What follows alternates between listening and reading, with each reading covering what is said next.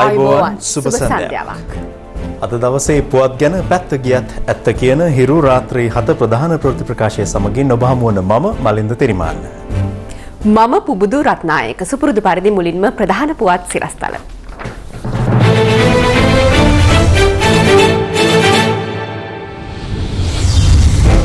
ශ්‍රී ලාංකික ද්‍රවිඩ සරණාගතයින් නාවුරු කඳවුර ගිනි තබා වනසයි. රජයේ පළාත් පාලන සභාපතිවරු කොළඹට කැඳවීමේ තීරණයක්. ඩෙංගු ව්‍යාප්තියට අතහිත දුන් විශ්වවිද්‍යාලයේ කල්පනාකරන පීඨයට නඩු. මහේස්ත්‍රාත්වරයෙකුගෙන් ව්‍යාජ රුපියල් 1000 නෝට්ටුවක්. නාවුරු දූපතෙහි රඳවා සිටි අනවසර සංක්‍රමණිකයින් පිරිසක් එහි රැඳවුම් මධ්‍යස්ථානයකට ගිනි තැබීම හේතුවෙන් ඊට දැඩි හානි සිදුව තිබෙනවා. සිඩ්නි මෝර්නිං හෙරල්ඩ් පුවත්පත සඳහන් කළේ මෙම සිදුවීමට මැදිහත් වූවන්ගෙන් බහුතරය ශ්‍රී ලාංකික දෙමළ ජාතිකයින් බවයි. එම පුවත්පතට අනුව මෙම ගින්නෙන් සිදු වූ අලාභය ඕස්ට්‍රේලියානු ඩොලර් මිලියන 60ක් පමණ වනවා. දවසේ පුවත. ඔස්ට්‍රේලියානු අග්‍රාමාත්‍ය කෙවින් රඩ් මහතා ඊයේ පසරුවේ පැපුවා නිව්ගිනියාව හා නව ගිවිසුමකට එළඹීමත් සමග නවුරු රැඳවුම් කඳවුරේ නොසන්සුන්තාවක් හටගෙන තිබෙනවා. මෙම ගිවිසුමට අනුව මින් ඉදිරියට බෝට්ටු මගින් ඔස්ට්‍රේලියාවට සංක්‍රමණය වීමට තැත් දරන්නන් පැපුවා නිව්ගිනියාවට යොමු කරන අතර ඔවුන්ට ඔස්ට්‍රේලියානු සරණාගත භාවය හිමිවන්නේද නැහැ. මෙම ගිවිසුම සම්බන්ධයෙන් විරෝධය පළ කළ නවුරුහි රඳවා සිටින අනවසර සංක්‍රමණිකයින් අදාළ කඳවුරු පරිශ්‍රයේ ගොඩනැගිලිවලට ගිනි තබා තිබෙනවා. මෙම ගිනි තැබීමෙන් ගොඩනැගිලිවලින් 90%ක්ම විනාශ වී ගොසින්. මීට සම්බන්ධ වූවන්ගෙන් බහුතරය අනවසරයෙන් ඔස්ට්‍රේලියාවට සංක්‍රමණය වීමට තැත් කර නවුරුහි රඳවා සිටි ශ්‍රී ලාංකික දෙමළ ජාතිකයින් බව ඔස්ට්‍රේලියානු මාධ්‍ය වාර්තා කළා. මෙවන විට 60කට අධික අනවසර සංක්‍රමණිකයින් පොලිස් අත්අඩංගුවට ගෙන තිබෙනවා. 130කට ආසන්න තවත් සංක්‍රමණිකයින් පිරිසක් පොලිස් අධීක්ෂණය යටතේ පසු වන බව ඔස්ට්‍රේලියානු මාධ්‍ය වාර්තා කළා. Be in no doubt that the sort of crimes which appear to have been committed, there will be criminal investigations under the law of Nauru.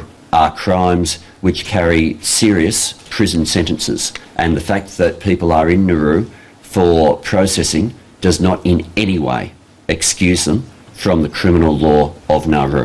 මේ අතර පැපුවා නිව්ගිනියාව සමග ගිවිසුම අත්සන් කිරීමෙන් පසු යාත්‍රා මගින් අනවසරෙන් සංක්‍රමණය වන පළමු කණ්ඩායම ඔස්ට්‍රේලියාවට ළඟා වී තිබෙනවා. In the very early hours of this morning, a further vessel was intercepted containing in the order of 81 passengers plus crew. That vessel will be the first vessel where those on board will have the new arrangements apply to them. මේ අතර නව ගිවිසුම හරහා ඔස්ට්‍රේලියාවේ සරණාගත භාවය අපේක්ෂා කරන ලොව සැබෑ සරණාගතයින්ට අසාධාරණයක් සිදුවන බවට විවිධ පාර්ශව චෝදනා එල්ල කරනවා. කෙසේ වෙතත් ඔස්ට්‍රේලියානු අග්‍රාමාත්‍ය කෙවින් රඩ් මහතා මෙම ගිවිසුම හරහා තවදුරටත් අනවසර සංක්‍රමණිකයින්ට මෙන්ම සංක්‍රමණික ජාවාරම්කරුවන්ටද අනතුරු අඟවනවා. But my message to asylum seekers around the world is simple. Under the arrangement with Papua New Guinea, if you come here by boat, you'll be sent to Papua New Guinea. I also have a message for the people smugglers of our region and the world. Your business model is over. දවසේ පුවත. ශ්‍රී ලංකා නිදහස් පක්ෂය නියෝජනය කරන පළාත් පාලන ආයතනවල සභාපතිවරුන් 275 දෙනා ලබන 31 වෙනිදා කොළඹට කැඳවීමට එම පක්ෂ මධ්‍යමකාරක සභාව තීරණය කර තිබෙනවා. එම පක්ෂය නිකුත් කළ නිවේදනයක දැක්වුණේ පළාත් පාලන ආයතනවල ඇතැම් නියෝජිතයන්ගේ විනය පිරිහීම සම්බන්ධයෙන් ගත යුතු ක්‍රියාමාර්ග සාකච්ඡා කිරීම එහි ආරමුණ බවයි. එම රැස්වීම පැවැත්වුණු ඇත්තේ පක්ෂයේ සභාපති ජනාධිපති මහින්ද රාජපක්ෂ මහතාගේ ප්‍රධානත්වයෙන්. කොළඹ පිහිටි ශ්‍රී ලංකා නිදහස් පක්ෂ මූලස්ථානයේදී එහි මධ්‍යමකාරක සභාව ඊයේ පසරුවේ රැස්ුණා. එහිදී මෙම තීරණය ගත් බව පක්ෂ මහලේකම් මෛත්‍රීපාල සිරිසේන මහතාගේ අත්සනින් යුතුව නිකුත් කළ නිවේදනයේ සඳහන්. මෙහිදී පළාත් පාලන ආයතනවල සභාපතිවරුන් සහ මන්ත්‍රීවරුන් පිළිබඳ පසුගිය කාලයේ පැන නැගුණු ගැටලු සම්බන්ධයෙන් දීර්ඝ වශයෙන් සාකච්ඡා වී තිබෙනවා. ඔවුන් පිළිබඳව ගත යුතු ක්‍රියාමාර්ග සාකච්ඡා කිරීමත් පක්ෂය හා රජයේ කීර්තිනාමය ආරක්ෂා කිරීම සඳහා ගත යුතු ඉදිරි ක්‍රියාමාර්ග තීරණය කිරීමත් ලබන 31 වෙනිදා පැවැත්වෙන සාකච්ඡාවේ ආරමුණයි. පළාත් පාලන ආයතන සභාපතිවරුන් වෙනුවෙන් පැවැත්වෙන මෙම සාකච්ඡාවේදී ඔවුන් වෙත උපදෙස් නිකුත් කිරීමටද නියමිතව තිබෙනවා. පක්ෂ මධ්‍යම කාරක සභාව මෙවැනි තීරණයක් ගැනීමට සූදානමින් සිටින බවට පක්ෂ මහලේකම් මෛත්‍රීපාල සිරිසේන මහතා ප්‍රකාශ කළේ පසුගිය බදාදා පොළොන්නරුවේ පැවති ජනහමුවකදී. පළාත් පාලන ශේෂ්ත්‍රයේ අද බරපතල ලෙස අපකීර්තියට පත් වෙලා තිබෙනවා. මේ රටේ පළාත් පාලන ආයතනවල සභාපතිවරු සහ മന്ത്രിවරුන්ගේ අශීලාචාර හැසිරීමත් එක්ක මිනී මැරුම්, ස්ත්‍රී දූෂණ, මංකොල්ල කෑම, මත්කුඩු ජාවාරම්, අල්ලස් ගැනීම, මේ අශීලාචාර විදියට මේ හැසිරීම මේක අපේ ආණ්ඩුවේ ගෞරවය නැතුව යනවා. ජනාධිපතිතුමා අපේ නායකයාගේ ගෞරවය නැතුව යනවා. අපේ පක්ෂයේ ගෞරවය විනාශ කරනවා. පක්ෂ ලේකම්වරයා විදියට මගෙන් අහන දේවල් වලට මට උත්තර දෙන්න බැරුව යනවා. මේ සෙල්ලම් මේ විදියට දෙන්න ඉඩ දෙන්න පුළුවන් කමක් නැහැ. අපි හෙට අනිද්දා මේ පිළිබඳව ඉතාමත්ම දැඩි තීන්දුවක් ගන්නවා. කෙසේ වෙතත් එක්සත් ජාතික පක්ෂයේ පසුගිය බ්‍රහස්පතින්දා පැවැත් වූ මාධ්‍ය හමුවකදී පැවසුවේ විෂමාචාරයන් සිදු කරන පළාත් පාලන ආයතන නියෝජිතයින් සම්බන්ධයෙන් ක්‍රියාමාර්ග ගැනීම ශ්‍රී ලංකා නිදහස් පක්ෂය මගහැර ඇති බවයි. දැන් දැක්කනේ පළාත් සභා മന്ത്രിවරයෙක් කාන්තාවක් දනගස්සවලා අන්තිමේදී ඒ දනගස්සවපු മന്ത്രിවරයාට අද නාමෝජන දෙන්න ආණ්ඩුව සූදානම් වෙනවා. මේ වේලාවට විතරක් රටේ ජනතාව ගුණාට අන්දන කරන වැඩ පිළිවෙලක් විතරයි. මේ තක්කඩිකන් ජඩකම් මැරකම් හොරකම් අල්ලස්දීම් ඒව තමයි වැඩියම කරලා තියෙන ඒගොල්ලෝ. මේ ආණ්ඩුවේ හයිය අරන්. ඉතින් එහෙමනම් මුන්ව යවන්න ඕනේ අඹුඩ ගස්සවලා හිරගෙදර. හැබැයි අඹුඩේට ගරහන්න හොඳ නැහැ. මොකද අඹුඩෙත් මුන්ට ලොකු වැඩි. සේ පුතුන් දෙදෙනාගේ ඝාතන සිද්ධිය සම්බන්ධයෙන් හිරු ප්‍රවෘත්ති කණ්ඩායම වෙත තොරතුරු ලබා දුන් මොනියන්ඩි සෙවණම්මා නම් කාන්තාවට යලිත් වරක් මරණීය තර්ජනය ලැබී තිබෙනවා. පැවසුවේ ඊයේ රාත්‍රියේ මුහුණු ආවරණය කරගත් පිරිසක් පැමිණ තියුණු ආයුධයක් පෙන්වා තමන්ට මරණීය තර්ජනය එල්ල කළ බවයි. පෙරේදා දිනේද ඇයට මරණීය තර්ජනය එල්ල වී තිබූ අතර ඇය ඒ පිළිබඳව දරණීගල පොලිසියට පැමිණිල්ලක් කර තිබුණා. පසුගිය 5 වෙනිදා වතු අධිකාරීවරයෙකු ඝාතනයට ලක් වූ දරණීගල නූරි වතුයාය අවට ඇති ගම්මාන 6ක දසදහසකට ආසන්න ජනතාවක් ජීවත් වනවා. ගම්වැසියන් පවසන්නේ පසුගිය 15 වසර පුරාවටම දරණීගල ප්‍රාදේශීය සභාවේ හිටපු සභාපති අනිල් චම්පික විජේසිංහ නොහොත් අතකොටා ප්‍රමුඛ මැරකල්ලිය තම ජීවිකාව නිසි පරිදි කරගෙන යාමට ඉඩ ලබා නොදුන් බවයි. මෙම පාතාල කල්ලියේ භීෂණය නිසා තම දරුවන් පවා අහිමි වූ බවයි ඇතැම් දෙමාපියන් පවසන්නේ. ඉස්සර ගොළු ළමයා කොටපටවලකින් ගහලා මරලා තාරවංග ගෙන දෙම්මා.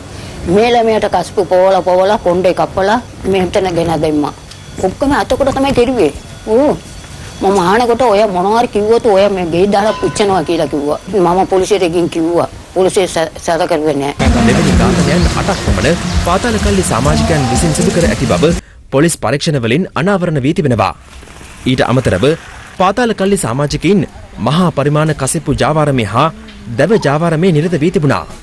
ඊට එරෙහි වූ ගම්වැසියන්ට සිදුවුණේ එම ජාවාරම්කරුවන්ගෙන් පහර කෑමටයි. 2008 මංකොල්ල කණ්ඩායම පිරිසක් මම අල්ලලා පොලිසියට බාර දුන්නා 3 දෙනෙක් අතකොටාගේ මැර පිරිස. ඊට පස්සේ ඒගොල්ලෝ අපි දැන්නේ අංහිට්ටිකමදී අපිට ප්‍රහාරයක් එල්ල කරලා දවස් 19ක් හිරියේ තියලා ඒගොල්ලෝ ගෙඩිට ඇවිල්ලා බෝම්බ ගහලා ගෙවල් සම්පූර්ණව පුච්චලා විනාශ කරලා දැම්මා. අපිට ඇඳගෙන හිටපු වස්ත්‍රය විතරයි ඉතුරුනේ වෙන කිසිම දෙයක් ඉතුරුනේ නැහැ. මේ ගල් ගවුවා කියලා මම ලයිට් කනුව බැඳලා කල්සම ගලවලා ගෙවුවා මට. ඊට පස්සේ අක්කාව ගෙනල්ලා දුන්නොත් මම මේ ලියන්නම් කියලා රෑ 10 ඉඳලා පවුද 10 වෙනකන් මම ගැට ගාලා තිබ්බා.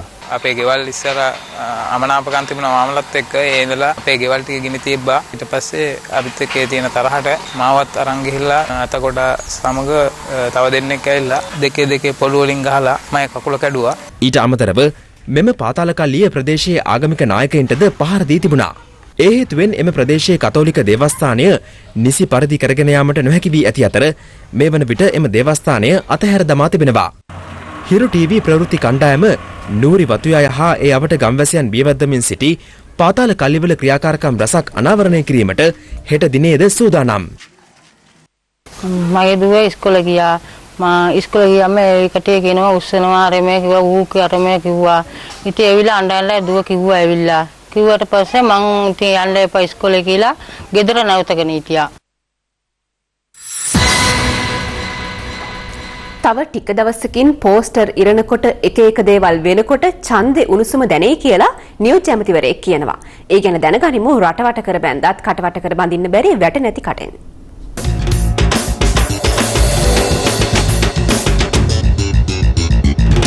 ආණ්ඩුවේ මැති ඇමතුරු ආණ්ඩුවේ හයි අරන් දැන් කියනවා පුළුවන් නම් අර පළාත් සභාව දිනවන්න පුළුවන් නම් මේ පළාත් සභාව දිනවන්න කියලා. මම එයාට කියනවා හැමදාම නියන්නේ හැමදාම නියන් එක දාවයි වලාවෙන්. ඒ නිසා අපි පැහැදිලිවම මේ සැරේ වයඹයි මධ්‍යමයි මේ පළාත් සභා දෙකම අපි එක්සත් ජාතික පක්ෂ ජයග්‍රහණය කරනවා. මහනුවර දිස්ත්‍රික්කය එක්සත් ජාතික පක්ෂයට ලියලා දීලා තිබිච්ච දිස්ත්‍රික්කය. කවුරු හරි ඇහුවොතින් කොහමද මහනුවර? ඒක UMP. මධ්‍යම පළාත ඒක UNP. එහෙම තමයි ඉස්සර කිව්වේ. මැතිවරණය ගැන අපිට තිබෙන ලොකු විශ්වාසය තහවුරු කරන්න අපි සංවිධානය වෙන්න තිබෙනවා. විශේෂයෙන්ම ආණ්ඩුව දැන් ලොකු සැකයකින් බයකින් ඉන්නවා මධ්‍යම පළාත් සභාව මොකද වෙන්නේ කියලා. අපට කරන්න ඡන්දයක් නැහැ. කවුද UMP එකේ මේ මහනුවර ඉන්න සංවිධායකලා? අද ගම්පල කවුද ඉන්නේ? සංවිධායක අද මැතිවරණේ දුවන්නේ නැහැ. මගේ ආසනයේට දැන් එක්සත් ජාතික පක්ෂයෙන් 14 වෙනි සංවිධායක පත් කරා ඊයේ. සතියේට සංවිධායකලා මාරු වෙනවා. තමන්ගේ වැරදි හදාගන්නව වෙනුවට ඒවා වහගැනීම සඳහා නොයෙකුත් සටකපට උපරවැටි යොදන හැටි තමයි අපට පේන්න තිබෙන්නේ. අපේ අය කිසි ප්‍රශ්නයක් නැහැ. අපේ අය බයක් නැහැ ඡන්දවලට. දැන් ටික ටික කික් එනවා. තව සතියක් දෙකක් යනකොට පෝස්ට් එකක් කරනකොට පොඩ්ඩක් එහෙම වෙනකොට චූන් වෙලා එනවා. එතකොට ඉලෙක්ෂන් එක හරි. নানা ප්‍රකාර විකාර කතා මේ දවස්වල අහන්න ලැබෙනවා. කොහොම වුණත් මේ පක්ෂ දෙකටම මේ පවතින ආර්ථික දේශපාලන ක්‍රමයට විකල්පයක් වෙන්න බෑ. මේකට අද ඕනි වෙන්නේ මුළු සමස්ත සමාජ වෙනසක්.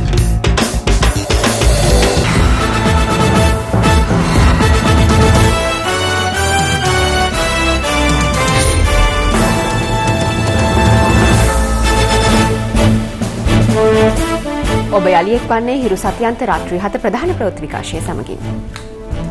ඩෙංගු මතුරුවන් බෝවන අයුරින් තම වටපිටා පවත්වාගෙන ගිය කොළඹ විශ්වවිද්‍යාලයේ කළමනාකරණ පීඨයට විරුද්ධව නඩු පවරා තිබෙනවා.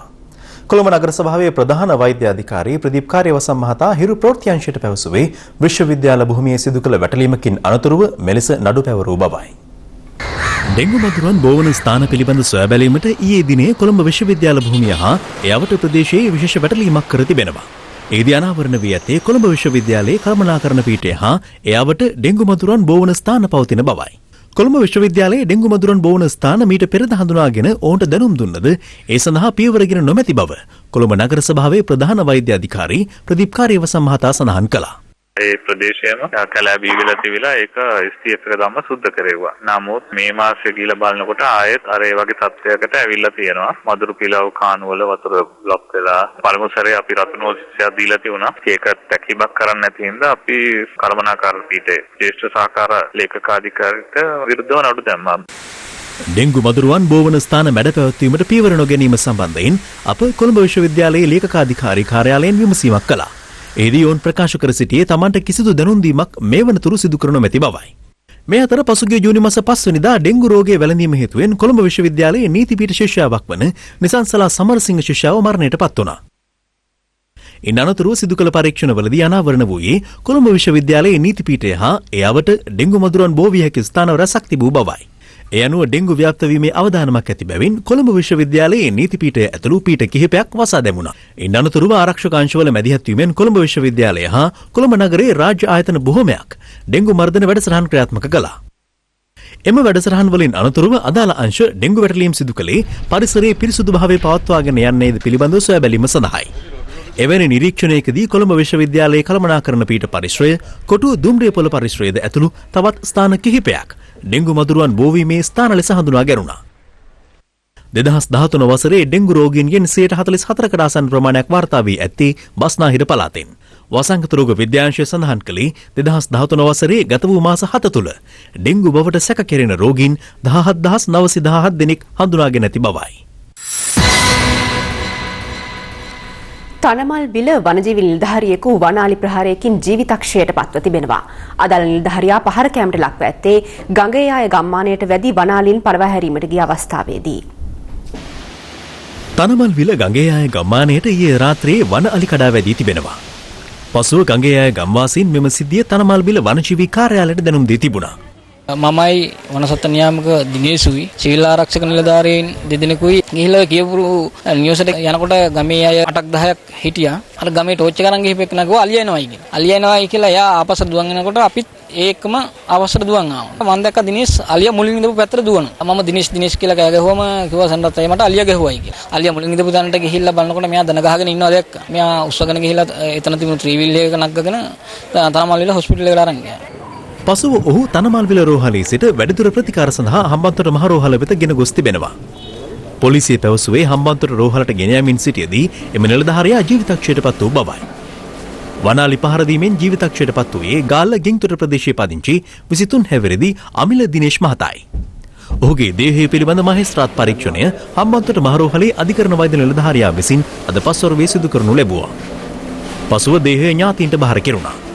මේ සිද්ධිය සම්බන්ධයෙන් සමස්ත ලංකා වනජීවී නියාමක සංගමේ සභාපති AJDK තෙන්නකෝන් මහතා ප්‍රකාශ කළේ වනජීවී නිලධාරීන්ට රාජකාරී කිරීමේදී අවශ්‍ය පහසුකම් අවම වීම මෙම සිද්ධියට හේතුව බවයි. නිලධාරීන්ට මේ අවස්ථාව වෙනකොට හරියට අලියා දැක ගන්නවත් ටෝච් එකක් තිබිලා නැහැ. ඉතින් ඇත්තටම අලිය එලවන්න යද්දි යතුරු පැදි වල යන්න බෑ, පුට් සයිකල් වල යන්න බෑ. මේකට වාහනයක් මොකක් කර එකක් අවශ්‍යයි. මේ නිලධාරියා ඇත්තටම ජීවිත හානිය සිදු වෙන්නේ නැහැ. වාහනයක් තිබුණා නම් ඒ වෙලාවේ පහුගිය කාලය තුලම පාලන අධිකාරියත් එක්ක සාකච්ඡා කරා හැමදාම මේක දෙන්නම් කිව්වට කිසිම දෙයක් ඒ දේවල් ලැබිලා නැහැ. වෙන රජයේ නිලධාරියෙකුට උනා නම් ඇත්තටම මේ වෙනකොටත් මීට වැඩි දෙයක් වෙලා. මේ සිද්ධිය පිළිබඳව වනජීවී අධ්‍යක්ෂ ජෙනරාල්වරයාගෙන් අප විමසීමක් කළා. එතන උත්යාර මූලස්ථානයක් අනිත් එක සහකාර අධ්‍යක්ෂ කාර්යාලයත් එතනම තමයි තියෙන්නේ. ඉතින් වාහන අඩුවක් වෙන්නේ නැහැ. කොහොමදත් වාහනක් තියෙනවා. ඉතින් මේක මේ හැමදාම වෙන එකක් නෙවෙයි. දැන් අවුරුදු ගානකට අපි එහෙම නිලධාරියෙක් නැරුන්නේ දක්ෂිණ අධිවේගී මාර්ගයේ කොට්ටාව පිවිසුමේදී මහේස්ත්‍රාත්වරයෙකු ලබා දුන් රුපියල් 1000ක මුදල් නෝට්ටුවක් ව්‍යාජ මුදල් නෝට්ටුවක් ලෙස මුදල් නෝට්ටු හඳුනා ගැනීමේ යන්ත්‍රය සටහන් වී තිබෙනවා. පොලිස් මාධ්‍ය ප්‍රකාශක කාර්යාලය පැවසුවේ මෙම මුදල් නෝට්ටුව සම්බන්ධයෙන් මහේස්ත්‍රාත්වරයා හෝමාගම පොලිසියට පැමිණිල්ලක් කර ඇති අතර මේ සම්බන්ධ පරීක්ෂණ අපරාධ පරීක්ෂණ දෙපාර්තමේන්තුව වෙත යොමු කර ඇති බවයි. ඊයේ පසරුවේ දක්ෂිණ අධිවේගී මාර්ගයේ තම නිල රථයෙන් පැමිණි අගුණුකුල පැලැස්ස මහේස්ත්‍රාත්වරයා ගමන් වාරයට නියමිත මුදල ගෙවීම සඳහා කොට්ටාව පිවිසුමේදී රුපියල් 1000ක නෝට්ටුවක් ලබා දී තිබෙනවා. එම අවස්ථාවේදී ව්‍යාජ මුදල් නෝට්ටු හඳුනා ගැනීමට පිවිසුම තුළ ඇති යන්ත්‍රයේ මෙම නෝට්ටුව ව්‍යාජ නෝට්ටුවක් ලෙස සටහන් වී තිබෙනවා. ඉන් අනතුරුව මහේස්ත්‍රාත්වරයා මේ නෝට්ටුව පිළිබඳව හෝමාගම පොලිසියට පැමිණිලි කොට තිබෙනවා. පොලිසිය සඳහන් කළේ මහේස්ත්‍රාත්වරයාගේ පැමිණිල්ලට අනුව ඔහු ඊයේ අඟුණුකොළ පැලැස්සේ රාජ්‍ය බැංකුවකින් රුපියල් 14000ක චෙක් පතක් මාරු කර මුදල් ලබාගෙන ඇති බවයි. මෙම චෙක් පත මහේස්ත්‍රාත්වරයා වෙනුවෙන් මාරු කරගෙන පැමිණ ඇත්තේ අධිකරණ සේවකයෙකු විසින්. මේ සම්බන්ධයෙන් වැඩිදුර පරීක්ෂණ ක්‍රියාත්මක වනවා.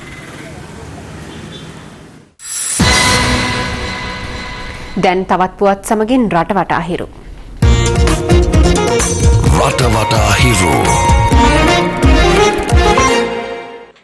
රුපියල් 60000ක් පමණ වටිනා නිදිපෙති ලක්ෂ 2කට ආසන්න ප්‍රමාණයක් කොස්ගම පොලිසිය හා අන්තරාය ඖෂධ පාලක මණ්ඩලයේ ආහාර හා ඖෂධ පාලන නිලධාරීන් එක්ව ඊයේ සොයාගත්තා. කොස්ගම ප්‍රදේශයෙන් සොයාගත් මෙම නිදිපෙති ප්‍රමාණය නිවසකින් සොයාගත් වැඩිම නිදිපෙති ප්‍රමාණයයි. අවිස්සාවේල්ල කොළඹ පරණ පාර අවහිර කරමින් ජයවීරගොඩ ප්‍රදේශීය පිරිසක් අද උද්ඝෝෂණයක නිරත වුණේ අවිස්සාවේල්ල කොළඹ පරණ හා නව මාර්ග යාකරන අතුරු මාර්ගී පිළිසකර කර දෙන ලෙසට බලධාරීන්ට බල කරමින්. අනුරාධපුර යාපනයේ හන්දිය ප්‍රදේශීය පිරිසක් මෙලෙස උද්ඝෝෂණයක නිරත වුණේ දීර්ඝ කාලයක් තිස්සේ සිදු කරගෙන යන මද්‍රව්‍ය ජාවාරම නවත්වන්නයි ඉල්ලමින්. කුරුණෑගල සිට අම්පාර බලා දහවනේ වූ ලොරියක් මහියංගනයේ පදියතලාව මාර්ගයේ 49 කනුව ප්‍රදේශයේදී පාරෙන් ඉවතට පැන සිදු වූ අනතුරින් ලොරියේ ගමන්ගත් තිදරුපියෙක් ජීවිතක්ෂයට පත් වුණා. හංවැල්ල පොලිසියට ලද තොරතුරක් මත වයස අවුරුදු 50ක පමණ නාදුරන පුද්ගලයෙකුගේ මල සිරුරක් හංවැල්ල වනහාගොඩ ප්‍රදේශයෙන් ඊයේ සොයාගත්තා. රටවටා හිරු.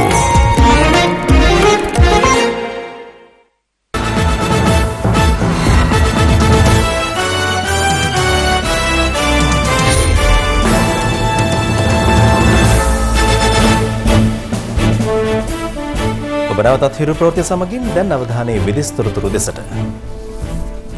මධ්‍යම ඉරාකයේ වර්ජිහියා නගරයේ දේවස්ථානයක් තුල සිදු වූ මරාගෙන මැරෙන බෝම්බ ප්‍රහාරයකින් පුද්ගලයන් 20කට ආසන්න සංඛ්‍යාවක් ජීවිතක්ෂයට පත් වුණා. විදේශ මාධ්‍ය වාර්තා කළේ පිපුරුම සිදුවන අවස්ථාවේ සුන්නි නිකායට අයත් මුස්ලිම් ජාතිකයින් ආගමික දේශනයකට සහභාගී වෙමින් සිට ඇති බවයි. ඒ ගැන තොරතුරු සහ තවත් පුවත් සමගින් දැන් ලොව වටා හිරු. ලොව වටා හිරු. මධ්‍යම ඉරාකයේ දියානා ප්‍රාන්තයේ පසුගිය සති කිහිපය තුළ ආගමික ගැටුම් ඇති වුණා. ඊයේ සිදු වූ මෙම පිරිමත් සමග පසුගිය මාස දෙක තුළ ජීවිතක්ෂයට පත් වූ මුළු සංඛ්‍යාව 460ක් දක්වා ඉහළ ගොස් තිබෙනවා. කෙසේ වෙතත් මෙම බෝම්බ පිපිරීමේ වගකීම මෙතෙක් කිසිවෙකුත් බාරගෙන නැහැ. සිරියානු කුර්දි කණ්ඩායම් තුර්කි සිරියානු දේශ සීමාවේ රාස් අල් එයින් සිරියානු නගරය අල්ලා ගනු ලැබුවා. මින් උද්දාමයට පත් තුර්කිය කුර්දි ආධාරකරුවන් සයිස් රේනුවර වීදි බැස කලහකාරී ලෙස හැසිරීම නිසා ඇති වූයේ ගැටුම්කාරී තත්ත්වයක්. තත්ත්වය පාලනය කිරීමට පොලිස් නිලධාරීන් කඳුළු ගෑස් ප්‍රහාර එල්ල කළ අතර ආධාරකරුවන් පෙට්‍රල් බොහොඹ වලින් පහර දීම හේතුවෙන් රථ කිහිපයකට හානි සිදු වුණා. නොබෙල් ත්‍යාගලාභී අගරදුගුරු ඩෙස්මන්ඩ් ටුටු ඊයේ දකුණු අප්‍රිකාවේ ප්‍රෙටෝරියා රෝහලට පැමිණියා. ඒ දැනට දින කිහිපයක සිට පෙරහළු ආසාදනයකින් පෙළෙන හිටපු දකුණු අප්‍රිකානු නායක නෙල්සන් මැන්ඩෙලා බැහැදැකීම සඳහායි. ඉක්මන් සුවයත් 95 වන උපන්දිනයට සුබ පැතීමත් Tamanට අවශ්‍ය කර තිබුණත් එම අවස්ථාවේ සුවනින්දක පසු වූ මැන්ඩෙලා අවදි නොකළ බව අගරදුගුරු ඩෙස්මන්ඩ් ටුටු මාධ්‍යයට පැවසුවා. ලොව වටා හිරු. අමිල්නාත් මාසිංහගේ සූදානම් ස්පෝර්ට්ස් කෝණ ගෙන එන්නට.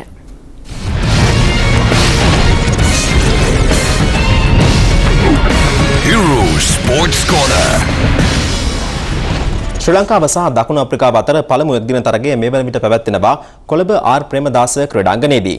තරගයේ පළමුවෙන් පන්දුවට පහර දුන් ශ්‍රී ලංකා කණ්ඩායම නියමිත පන්දුවාර 50 අවසානයේ කඩලු 5ක් දැවී ලකුණු 320ක් රැස් කළා.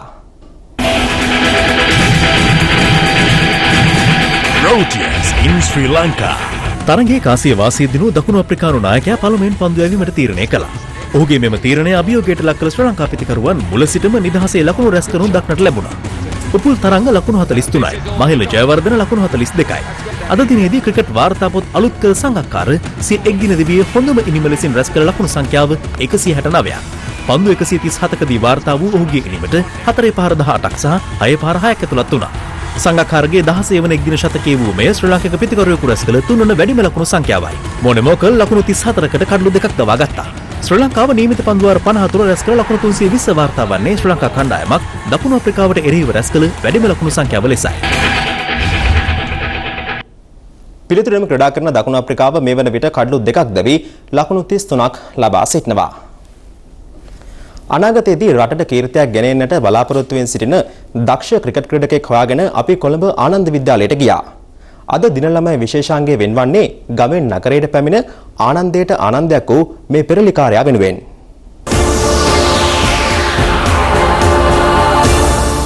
අම්බලන්ගොඩ ධර්මාශෝක විද්‍යාලයෙන් ක්‍රිකට් ක්‍රීඩාවට අත්පොත් ලැබූ සම්මු ආශාන් මීට අවුරුදු 3කට කලින් කොළඹ ආනන්ද විද්‍යාලයට එන්න වරම් ලබනවා. ඒ ක්‍රිකට් ක්‍රීඩාවට ඔහු දැක්වූ දක්ෂතාව හේතුවෙන්. ආනන්ද විදුහලේ පුහුණුකරුවන් යටතේ තම සහජ හැකියාවන් තවදුරටත් වර්ධනය කරගත් ආශාන් මේ වසරේ මැලේසියාවේ පැවති 15වෙන් 15 ක්‍රිකට් තරඟාවලියේදී ශ්‍රී ලංකාව නියෝජනය කරන්න සුදුසුකම් ලැබුවා. එහිදී තරඟ 5කදී ලකුණු 327ක් සහ කඩලු 14ක් සමගින් ශ්‍රී ලංකාවට තරඟාවලිය ජය ගන්න දායක වුණු ඔහු තරඟාවලියේ වීරයා ලෙසින් සම්මාන දිනා ගත්තා. ආශාන් පසුගියදා පාසල් ක්‍රිකට් වාර්තාපොත් අලුත් කළේ කොට්ටේ ශාන්ත තෝමස් විද්‍යාලය සමග පැවති 15වෙන් 15 එක්දින තරඟයේදී වේගවත් ලකුණු 352ක් රැස් කර ගනිමින් පන්දු 123කදී වාර්තා වුණු මේ ඉනිමට 4 පහර 26ක් සහ 6 පහර 32ක් ඇතුළත් වුණා. එමෙන්ම කොළඹ ඉසිපතන විද්‍යාලය සමග පැවති තරඟයකදී ඔහු ලකුණු 175ක් රැස් කළේ පන්දු 78ක් පමණක් වැය කරමින්. එයාට ඕනම බෝලයකට 6ක් වුණත් ගහන ෂොට් එකක් තියෙනවා සෙල්ලම් කරන්න. එයාගේ ප්‍රධානම දේ තමයි හරියට බෝලේ සිලෙක්ට් කරලා තමයි ෂොට් එක සෙල්ලම් කරන්නේ. ආශාන් මේ දස්කම් දක්වන්නේ පුහුණුකරුගේ මැදිහත් වීම මත ආදි ශිෂ්‍යයෙක් ලබා දුන් පිටක් භාවිත කරමින්.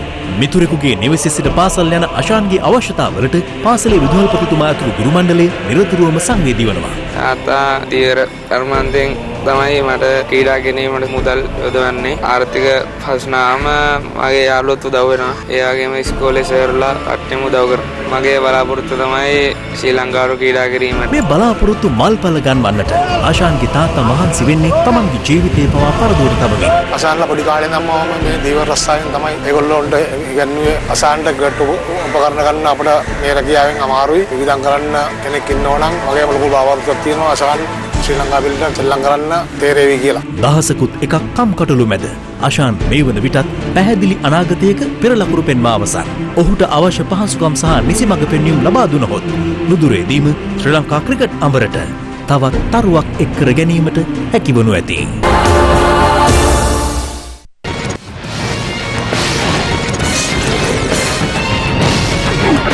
Hero Sports Corner. හෙට දිනේ දිවයිනේ මධ්‍යම ඌව බස්නාහිර සහ දකුණු පළාත්වල තැනින් තැන ගිගුරුම් සහිත වැසි ඇතිවිය හැකි බව කලගුණ විද්‍යා දෙපාර්තමේන්තුව නිවේදනය කරනවා. ඉදිරි පැය 24 සඳහා වන කාලගුණ අනාවැකිය දැන්.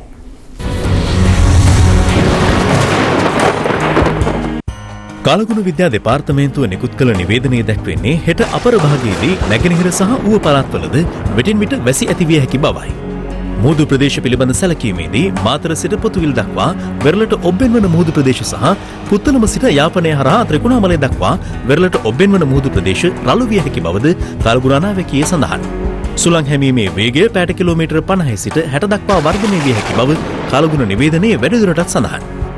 මේ වෙදර් channel සේවාව ශ්‍රී ලංකාව වෙනුවෙන් හෙට දිනේ සඳහා පළ කර ඇති කලගුණ අනාවැකියයි.